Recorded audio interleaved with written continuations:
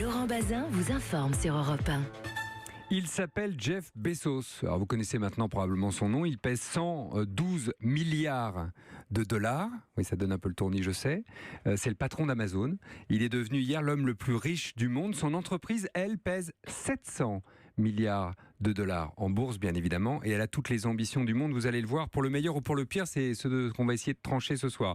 Avec vous également, évidemment, au 3921, vous me dites si vous êtes client, peut-être client compulsif même, ou bien au contraire, si vous résistez et comment. On en parle avec Yves Puget, bonsoir. Bonsoir. Directeur de la rédaction de LSA, et Axel de Tarlet, que je ne présente pas ici. Bonsoir Axel, Laurent. qui est l'éditorialiste économique évidemment d'Europe 1. C'est quoi le secret d'Amazon en un mot, Axel ?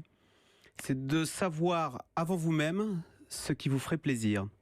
Puisque vous avez aimé le dernier Marc Lévy, je vais vous proposer le prochain Musso, etc. Et il y a la célèbre histoire de la fille qui reçoit un jour des couches. Non, attendez, oui, elle reçoit un jour des couches. Le père dit, mais pourquoi tu reçois ? Et avec un petit mot, félicitations, votre bébé va arriver dans 9 mois, félicitations, ou dans 6 mois.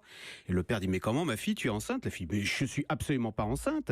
Et simplement, la fille avait décrit ses symptômes, et Amazon avait découvert qu'elle avait tous les symptômes de la fille qui allait accoucher, qui était enceinte, et Amazon a su avant même cette jeune fille qu'elle allait accoucher.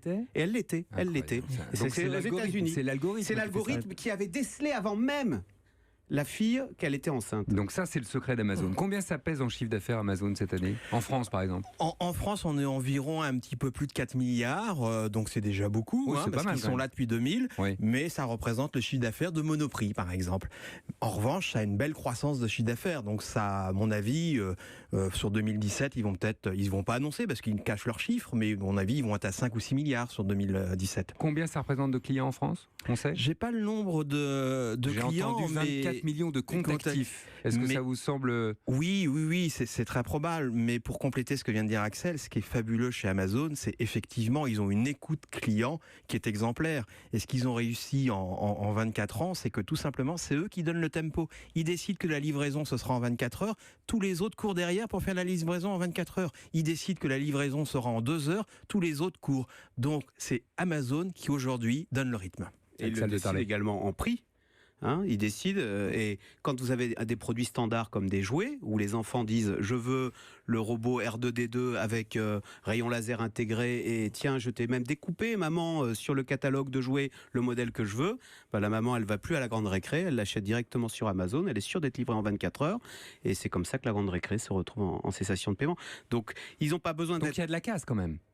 Beaucoup de casse. Ça dépend des secteurs, mais dans un secteur où le produit est devenu une commodité, entre guillemets, comme le jouet, ce sont tous les mêmes, les jouets pour enfants, là, Amazon est redoutable. Question cash, quand Carrefour supprime 2400 emplois et qu'Amazon embauche 2000 personnes en CDI en France, est-ce qu'il faut voir un lien de cause à effet ? Est-ce que c'est un déplacement ?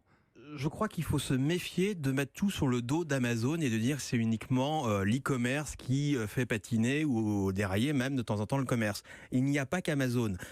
Si Carrefour, par exemple, a des difficultés, c'est aussi grâce ou à cause d'enseignes spécialisées. On peut citer Primark, on peut citer Action, on peut citer Lidl, etc.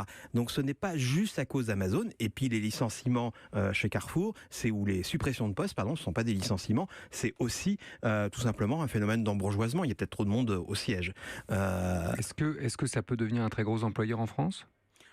Pour vous donner des chiffres, Parce qu'on a l'impression qu'Amazon investit c'est sur la France. Oui, mais c'est 7500 employés. Carrefour, c'est 115 000 employés. Donc vous voyez la différence. Et le drame, Amazon, si vous voulez, avec son logiciel génial et ses hangars automatisés, il arrive... pour un même chiffre d'affaires, à employer 5 fois moins de personnes. Donc si vous voulez, si on généralisait la méthode Amazon à tout le commerce, on aurait 5 fois moins de gens qui travaillent dans le commerce. Mais malheureusement, c'est ce qu'on appelle les révolutions disruptives, si vous voulez. Le tracteur, quand il est arrivé, il a probablement divisé par 5 le nombre de paysans dans les champs. Oui, et l'électricité a tué la bougie. Et voilà. Mais en attendant, il a créé de l'emploi, l'électricité, au bout du compte. Vous voyez ce que je veux dire ?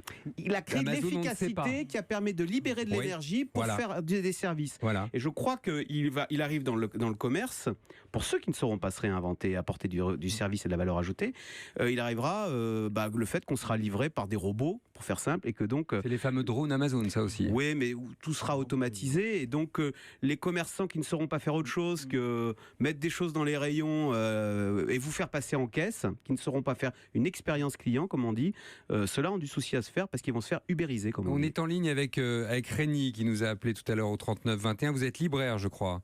Oui, je voudrais votre réaction, bonjour. Rémi, à ce qu'on est en train de dire, parce que c'est assez frappant. Ceux qui ne pourront pas, ne sauront pas se réinventer. Tout à fait. Donc, je crois qu'effectivement, la filière de la librairie a été un peu mise à mal il y a déjà une vingtaine d'années. Finalement, on s'aperçoit qu'elle résiste elle résiste. Effectivement, elle a des difficultés, mais elle résiste. On a un avantage, c'est que le prix du livre, il est le même pour tout le monde. Hein. Donc, Amazon n'a pas d'avantage en se permettant éventuellement de vendre des livres moins chers. Non, mais Et en on a- revanche, dans ces rayons, il y a tout potentiellement, et j'ai pas à sortir de chez moi. Je clique sur Alors, mon vous ordinateur n'avez et pas ça à m'arrive. Vous n'avez pas à sortir de chez vous, mais heureusement, visiblement, il y a des gens qui aiment bien sortir de chez eux, parce que si personne ne sort de chez soi, Oui, c'est dans sûr. quel monde on va vivre? Bien sûr. On a, nous, un avantage en tant que libraire. Moi, je suis libraire à Paris, Ouais. dans le 20e arrondissement. C'est que moi, je fais mieux qu'Amazon, parce que quand les gens rentrent dans ma librairie, j'ai déjà le livre. Après, effectivement, le livre que je n'ai pas dans ma librairie, c'est la capacité avec laquelle je vais pouvoir lui fournir. Il Voilà, se donc trouve c'est qu'il y a votre des capacité libraires- de réaction en fait. Vous êtes en train de nous Exactement. dire, moi je suis bon sur ce que je sais déjà faire, il faut que je m'améliore sur ce qu'Amazon me montre capable de faire alors que je ne le faisais pas jusque-là. Mais je l'ai fait. J'ai monté avec d'autres libraires un site qui s'appelle libresse.com. Ok. J'ai les mêmes délais que la pharmacie. On me demande un bouquin que je n'ai pas dans ma librairie. Le matin, je l'ai l'après-midi. L'après-midi, je l'ai le lendemain. Et ensuite, on a étendu ça sur un site internet sur l'ensemble de la France. Excusez-moi, je fais un peu de publicité, mais Faites. qui s'appelle lalibrairie.com, où on est en partenariat avec 2500 commerçants culturels. On commande un livre, on va le chercher chez son commerçant. Alors La évidemment, on n'est pas résistance s'organise. C'est ça que j'entends, Rémi. on est parti plus tard, on n'a pas la notoriété, on n'a pas la capitalisation de boursière, mais on n'est pas du tout en train de mourir. On a une réponse qui est très satisfaisante, et en même temps on apporte une dimension lien social, et les gens sont très contents de sortir de chez eux et d'aller voir un commerçant. Donc la bataille n'est pas perdue. C'est vrai c'est un peu préoccupant de temps en temps de se rendre compte qu'il y a des gens qui préfèrent acheter, alors qu'il n'y a pas d'avantage particulier, qui préfèrent acheter de chez eux et ne parler à personne.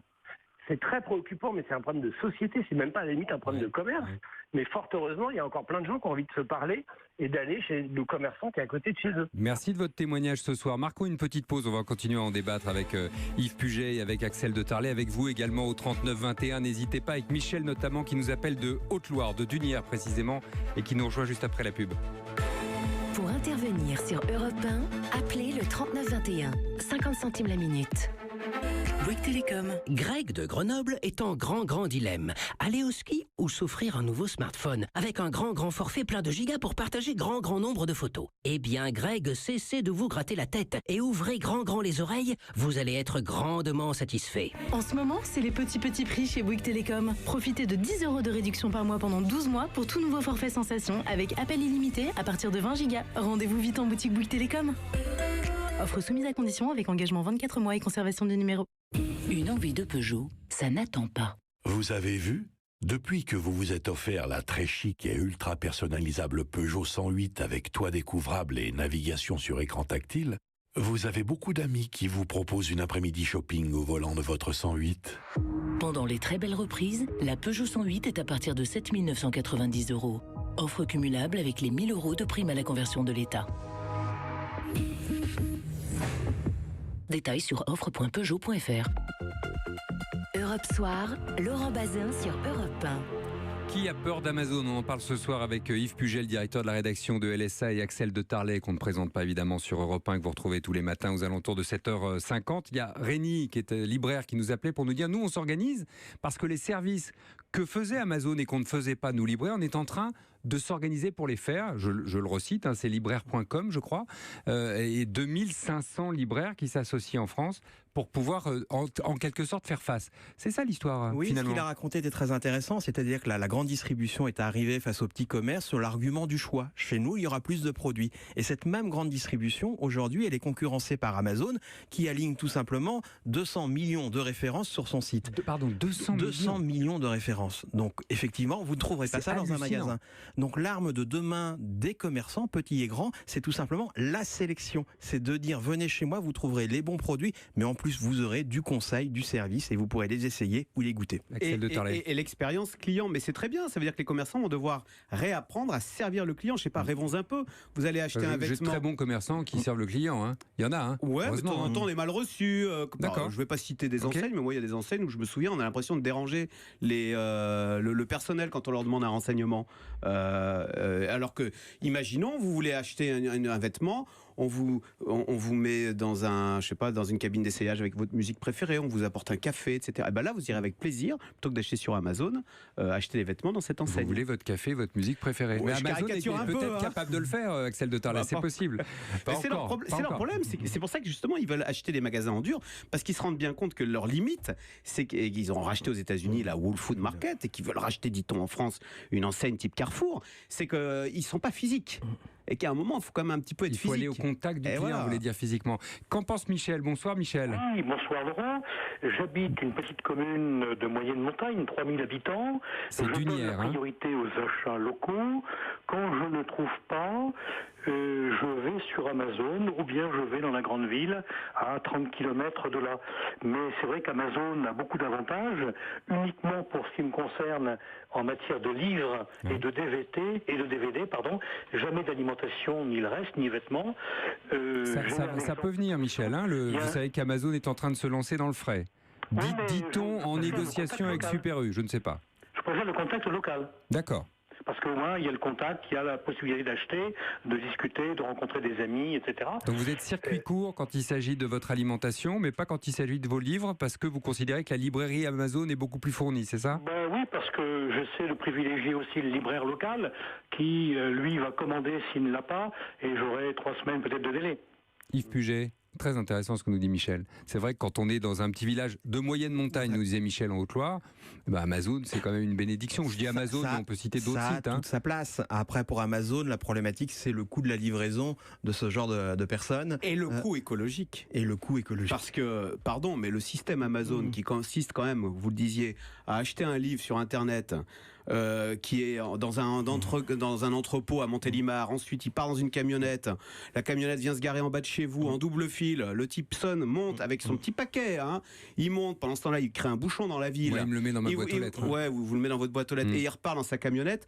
Si tout le monde fait ça, imaginez dans votre rue, la rue sera complètement embouteillée. Je vous raconte pas si chaque camionnette qui transporte un livre, non, il y a un bilan écologique qui est quand même catastrophique. Si on avait, je veux dire, la grande distribution avait inventé la massification des achats, ça permet quand même une efficacité, c'est quand même d'une efficience supérieure à la livraison individuelle du colis. C'est pas top en matière écologique. Je vous lis 2 messages. Un de Cécile qui nous laisse ce message depuis Valence en disant il faut faire quand même la différence entre les chaînes de groupe et les magasins spécialisés. En tant que consommateur, les commerces, les grandes surfaces et le petit magasin n'ont rien à voir. Il faut préserver les commerces de proximité. Donc j'imagine Cécile pense notamment à sa librairie.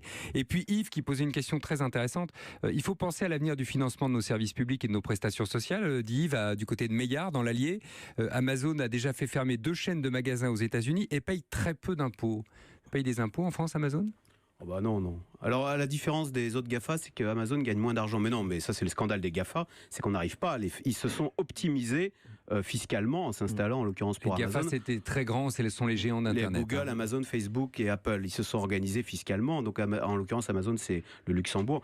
Là on n'y arrive pas, c'est un scandale quand même, un aveu d'impuissance. Et après sont les magasins. Donc il y a effectivement beaucoup de fermetures de magasins aux États-Unis par exemple, mais comme d'habitude, on ne regarde que les magasins qui ferment, on ne regarde pas les magasins qui ouvrent. Oui. Donc tout le monde se focalise sur les grands magasins, les Macy's, les Sears, etc., qui ferment, qui ont de réelles difficultés. Chacun annonce le plan de 200 à 300 fermetures de sites, ainsi que les chaînes d'habillement. Mais personne ne regarde les chaînes, les $1, les magasins à bas prix, ou tout simplement aussi les magasins de proximité qui sont en croissance.